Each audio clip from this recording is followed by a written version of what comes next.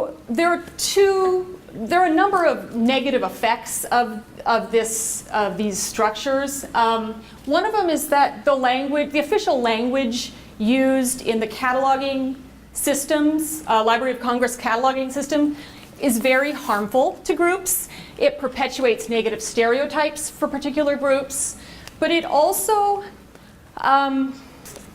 makes finding Native American material actually really confusing. So, and we'll look at the specifics of this later on, but if you're a Native American student coming into, say, the TCC library, and you were looking for Native American materials, it wouldn't be really straightforward. It would be confusing. You might not think that we had that many. So let's talk a little bit about what the vocabulary that I'll be using throughout this session. One of them is indigeneity, and that's basically just the fact or something occurring naturally in a place. So Native Americans are indigenous to the United States. We'll be talking about colonialism, so the policy of acquiring full or partial political control over another country or another land, occupying it with settlers and then exploiting it for economic benefit.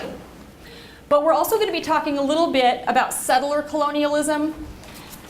This has a variety of different definitions, but the one that I'm using today, it's distinct from colonialism in that it aims to replace the indigenous population with a settler society, and then over time develops a distinctive identity of its own. So we can think of the United States as having settler colonialism, Australia, New Zealand, Canada. So all of these places where a foreign entity came in and it attempted to replace the indigenous people with its own culture and its own values. Okay. So just before I really get started looking at specifics, an academic library's purpose is basically to serve colleges and universities and their students, staff, and faculty with information literacy instruction, curriculum support, and student and faculty research support. So that is the purpose of academic libraries. So I was talking about these harmful structures and systems that are inherent at this point in libraries, and specifically academic libraries. You can find it throughout the library. So from classification, how materials are organized, both intellectually and physically, to the subject headings, so what language is being used to talk about specific people, or really anything. There's particular language that is official, and that's what's used. To the collection, so what is the content of the library? What kinds of materials do you have in the library? To who is staffing the library? And the physical space of the library. So there are things that you might not think of that might be really uncomfortable to particular groups of people. And we're going to look at specifics for all of these. All right. So let's start by looking at the Library of Congress classification system. So this is basically a hierarchy of all the world's knowledge put into, I think it's something like 21 or 22 headings. So basically anything in the world should be able to fit into one of these general headings here.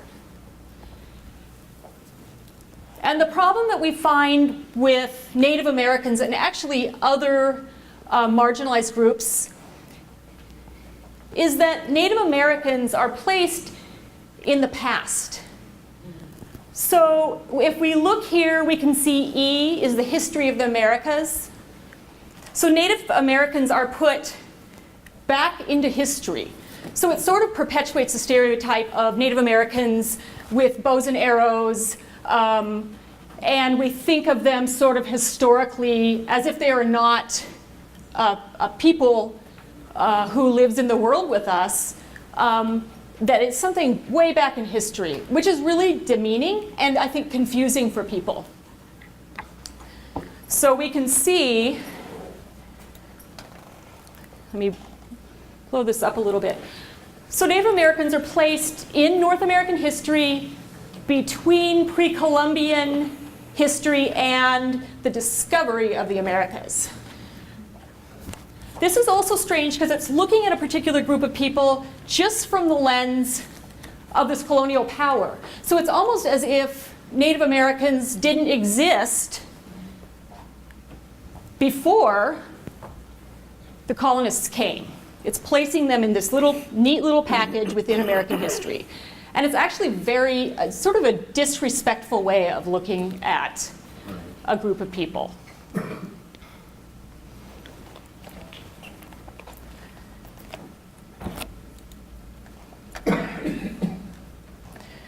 Okay, so we're going to now, those were a couple examples of where the hierarchy could be damaging to a particular group of people. We're going to now talk about subject headings, which is specifically the language that's used to talk about different topics or different subjects.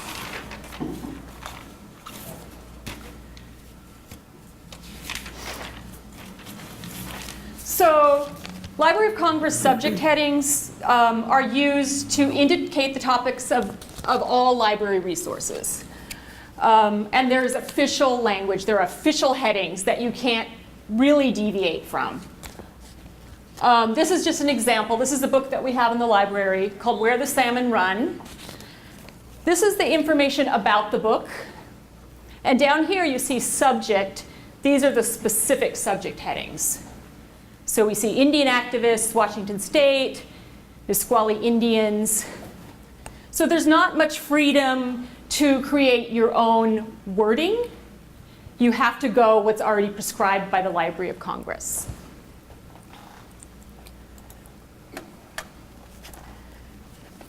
So one thing right off the bat is that you will find sort of archaic and outdated language to refer to specific people. So Native Americans are just referred to as Indians of North America, which a lot of Native Americans would find, I think, pretty offensive and pretty disrespectful. Something else that comes to mind is if you're looking, here's a sample of 3 books in our library. One is about the Armenian genocide. One is about the Jewish Holocaust during World War II. This one is called Beyond Germs. And this is about depopulation of Native Americans in the United States. And the language used is super biased. So if we look at the Armenian genocide book, we're seeing words like massacres, genocide. Up here for the Holocaust, we see Holocaust. And over here, with the atrocities that have been done to this population, we're seeing things like Indians of North America, treatment of.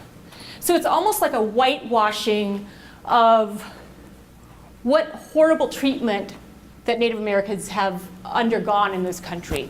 It's almost like sort of a benign word for something like Holocaust or a massacre. So this is really, you can see that this is loaded with a certain bias. And what's interesting about the Library of Congress subject headings and about the classification scheme is that these were created beginning in the late 1700s up to the first part of the 20th century. And you really see that the colonial way of thinking about other people is really ingrained here. And let's see if we have some other examples here. Okay, we're going to go on to thinking about the actual content of libraries. So we looked at the structure, the hierarchy. We looked at the language used. And now we're going to talk about what is actually included in the library collection. So historically, libraries have collected books about Indian legends, folk tales, mythology, and those are kind of samples of the kinds of books that you might have found in libraries up till probably the 1970s, when other kinds of works were being written. But these were all, or the majority, written by members of the dominant culture. So although academic libraries have a better collection in general now of the stories that they contain, they're still written, for the most part, by members of the dominant culture. And what's really important in libraries is that we have a variety of stories told from different viewpoints, and we need to think about whose voices are being heard. So when you have things like atrocities like the Sand Creek Massacre or Custer's Last Stand, we don't necessarily want the same white male voices telling that story. We want these stories told from those whose families experienced these awful, awful things. So we want a variety of stories told by a variety of voices. And the TCC library really makes an effort to gather as many indigenous voices as we can in our collection, no matter if we're talking about the United States or Mexico or Canada. So when we don't have indigenous voices telling indigenous stories, it leaves sort of a blank space where stereotypes flourish because other people are filling in the blanks there, right? Other people are telling the stories. So we end up with titles like this, The 10 Little Injuns, The Fighting Trapper, even the Twilight series. So another place where the library world really needs to address diversity as far as indigeneity has to do with who works in the library. So this is, these are stats on academic libraries that were done in 2017 in the United States. And we can see that 71% of librarians are white. And then we can go down here and see that less than 1% are American Indian or Alaska Native. So there's a real problem there. When you're thinking of walking into a library or walking into a space, and you may be unfamiliar with it, it really helps to see people that look like you. It kind of creates a welcoming environment, and I think it's really important.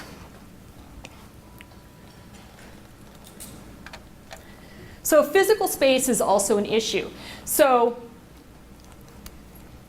imagine that you are a student going, you're an indigenous student going to a university or college for the first time, and you're aware that the university or the college was built on what was native land, so what was maybe your ancestors' land.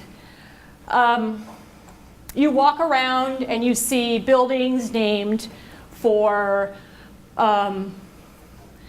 maybe colonists who did damage to your people. And then you walk into a library with a mural like this. I don't know if you can all see that. This is a mural at the Zimmerman Library at the University of New Mexico.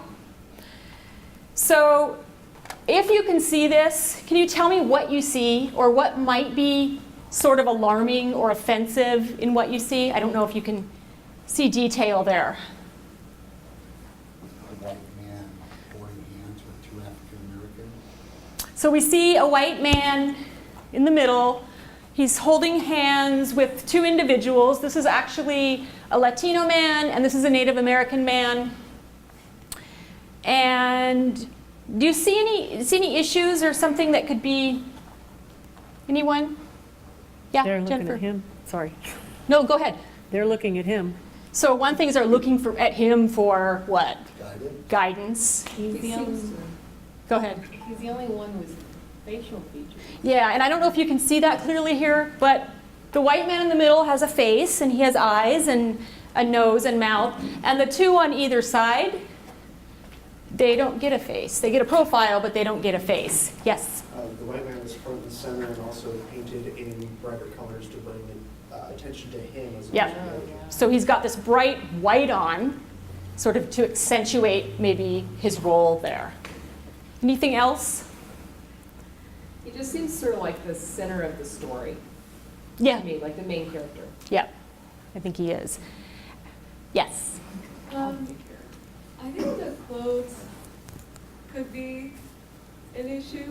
Mm-hmm. In what way? That they are dressed like him, but maybe he's dressed like the other guy, I don't know, but Yeah, I didn't even think of that. Yeah. maybe. That's really interesting. Western clothing. Yeah. Is it 1939 when that? Yeah, so this was done, I think it was part of the WPA. It was a WPA project in 1939. So yeah.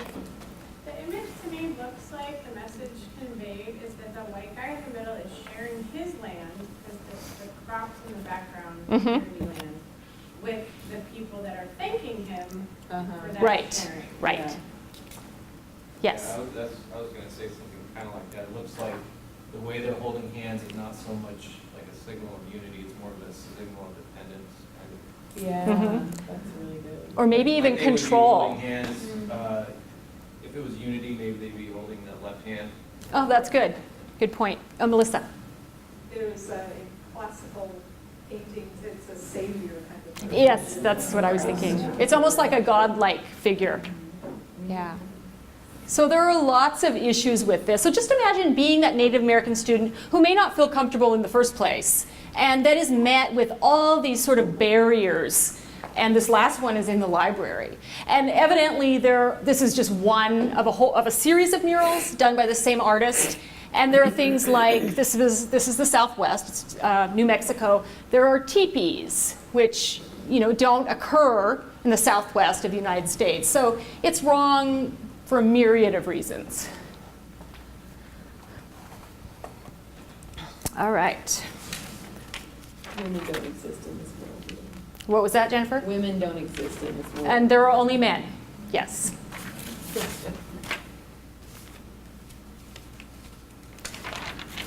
So then, why does any of this matter? One thing is that libraries have always prided themselves on providing, they have sort of this altruistic role of providing information, being equal, treating everyone equally. And we can see this in the American Library Association statement here. Librarians have a professional obligation to ensure free and equal access to information. Down here we have Association of College and Research Libraries saying basically we need to provide information to everyone, no matter who they are. And while we pride ourselves on this, there's really lurking in the background are these sort of insidious systems that are really damaging to particular groups of people and really marginalizing their use of service. One thing I wanted to mention is that the Library of Congress subject headings and the Library of Congress hierarchy has been sent all the way around the world. So academic libraries in Uganda are using the same language, the same bias systems as maybe a community college in Kansas.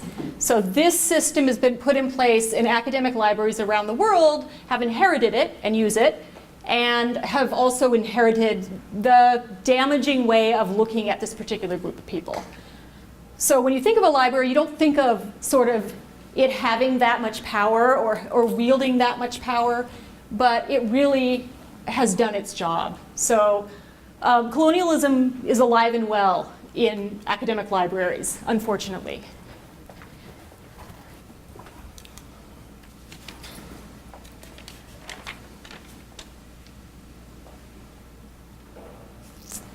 Okay. So then I'm thinking about like what is being done as far as this, and there are bits and pieces of things being done within the library world. In particular, especially in academic tribal libraries, there are attempts to using alternative hierarchies of ways of looking at the world and aggregating knowledge. And that works for tribal libraries, specifically when you're looking at tribal materials. But there really needs to be a better way of looking at information in general. There needs to be an overhaul, in my opinion, of the Library of Congress classification system. You can't change a bit here and a bit there. It actually needs to be overhauled, and there needs to be a new way of sort of approaching the hierarchies of knowledge and information. And as far as subject headings, the Library of Congress, you can petition to have a subject heading changed. It takes a long time, a really long time. So it's done by piecemeal, a piece here and a piece there, but really this needs to be overhauled along with the hierarchy. As far as content in libraries, we need more Indigenous voices telling Indigenous stories. And as far as staffing goes, we need to have increased scholarship and active recruitment of Native American students going into graduate school to be librarians. Spaces, you notice how I started our time here acknowledging who lived here before, whose land this was. This is happening around the world, specifically in places like Australia and New Zealand and Canada. So government meetings are begun by that formal acknowledgement. And I think that is really important. It's a sign of respect. I think it needs to happen more and more, and it needs to happen in this country. And I was seeing a movie at the Grand Theater and in downtown Tacoma, and was really happy because this was maybe a month or two ago. And before the movie started, there was just a little, there was an acknowledgement. Can't remember if it was video or if it was just the sound. And yeah, it was audio, but there was the print in there in Lushootseed. Yeah, so it was in the Lushootseed language, so it's the language of the Puyallup nation. And it said that this theater, you were on Puyallup, traditional tribal Puyallup land, which this college is on traditional Puyallup land. So I think that acknowledgement is really important, and I think it is a step in the right direction. Renaming is something, so renaming buildings maybe, renaming streets is also maybe a step in the right direction. It's very complicated, but I think that it's important. It reminds me of, so the library here is really committed to making the space welcoming for everyone. So we've been doing some interactive exhibits with students to make everyone feel comfortable, to make everyone feel like they have a part of the library and they are a part of the library. So we did one earlier in the quarter that was specifically about renaming. It was about, specifically about Indigenous place names that had been renamed to colonial names, and really looking at whether or not they should be changed back. And there's not really a simple answer for that. I think it's super complicated. But what I really liked about it is that we got a lot of responses from students. They're really interested in it. We had some really good discussions with students. And it just shows that they felt comfortable in the library, and they were really happy that we were engaging with them in this way. So my portion is done here. I think it's right on. Do you want to take questions first? Yeah, does anyone have any questions? You can make a comment. One thing about the American Indians, I think our country's nation has been dominant from the beginning. We have been dominant during the African American era. We have been dominant during World War I, during the Japanese. We have been dominant with our Hispanic neighbors, keeping them along the wall. I think we've had a history of that, and the only time we're going to be able to acknowledge the things you're talking about is being able to acknowledge that we need to do other things for them. Does that make sense? Mm-hmm. Yeah. Sorry, I learned all that from TCC. Okay. Yeah, Jennifer. I don't have a question, but a comment. Just to clarify, the Library of Congress system was also first created in the late 1800s, as well as the Dewey Decimal Classification System, which some of you may be familiar with from public libraries. So that's where a lot of this like institutional racism and bias comes where it originated, because it's the view of the world as it was in 1870. Yeah. When the average student meant that you were a white male. Yeah. White student. Yeah. So if you're not a librarian, you may not be aware of that. Yeah. And I was going to say, Yeah, it Candace. has such an interesting evolution too, because changes have been made to it. But in this very divisive political climate right now, certain changes are not being accepted by Congress because they're deemed too PC or What is PC? politicized. Politically correct. When, I think the change of the intent is to make them more reflective of the reality of the peoples in this country. So it's not only is it just facing sort of challenges of, going through the system to be changed, it's also, I think, the example of how it's being politicized, it's just sort of raising its ugly head to sort of the history of that resistance, I guess. Yeah. Another question. I guess like another thing, at least for the CCC library, I think would be really good is having more access to more radical text. Because I've had trouble accessing some works of literature that I think are more radical. So changing that narrative to make it, because it's like even if we change names, even if we're doing land acknowledgement, how far does that go if we're not also actively working against the systems that are causing the continuation of this colonialism? That's excellent. Thank you for that feedback. And we we will value students. Huh? We really value students bringing that to us. Yeah, we do. So would it help like making it more readily apparent of how students can request titles? Would that be a way to help that? Address that? That's one way. I think also I like the exhibitions y'all did at the library. I think making them a bit more looking at the system that creates this and how to work against that would also be in like providing those texts in a public manner would be tight. It's good. Thank you. Yeah. I was wondering if any of the changes that you were mentioning, have those specifically been made for other marginalized groups already? Yeah, so Melissa, you've been looking at this a lot lately.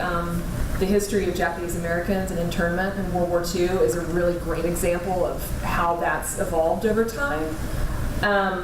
Do you want to? The subject headings have changed. Now I'm on the spot. Sorry. But there was a way of describing those internment camps. I hope if anybody's got it on the top of their head, please help me out here. But then changed to Japanese internment, calling it what it was. Relocation, I think was I think it was the name. relocation. So it was sort of whitewashed in the same way that Native Americans. So there's a precedent now that it has started changing, at least on some level. It's definitely evolved. The last 50 years, I would say, like in the 1970s is when there really started to be hardcore scholarship into this area, but it's so the rules in place to get things changed at a systemic level. It's like the rules are stopping progress. Yeah. Hindering for sure. Thank you. I really like your presentation.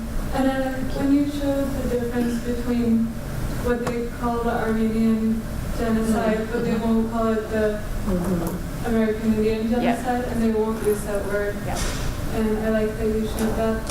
I just wanted to add in there that when you're talking about indigeneity, that even some of the categories that we always see there, like African and this and that, that we have our own indigenous people from other countries who are tribal and indigenous and have different stories than, so an African indigenous person has a different story from a Muslim majority country.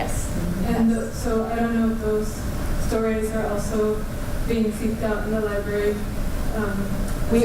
So in all the different subject areas, as much as we can, we're looking for indigenous voices telling those stories definitely is a focus. So I just was looking at the Latino section having to do with Mexican history, South American history, Central American history, and just taking a look at it and looking at, we had a nice array of books on, a wide variety of topics, but I think it was Melissa who pointed it out that they were all pretty much written by white males. And so it was a time for me to really look and do some deep searching to find other voices. And it's not necessarily an easy thing to do because oftentimes they're not translated into English. So it's challenging, but it can happen if we put the work in. Yeah, Melissa? That is a fantastic example of students. Yes, because it came coming from a to us student. And saying, I'm looking for things written by people. Yeah. Instead of people writing up, Mexican history. And Right. a Mexican person writing Yeah. up Mexican history. Right. And that was a student that made that happen. And so, Okay, so any other questions before I turn it over to Liz? Okay, thank you guys very much. Thank you. Yeah.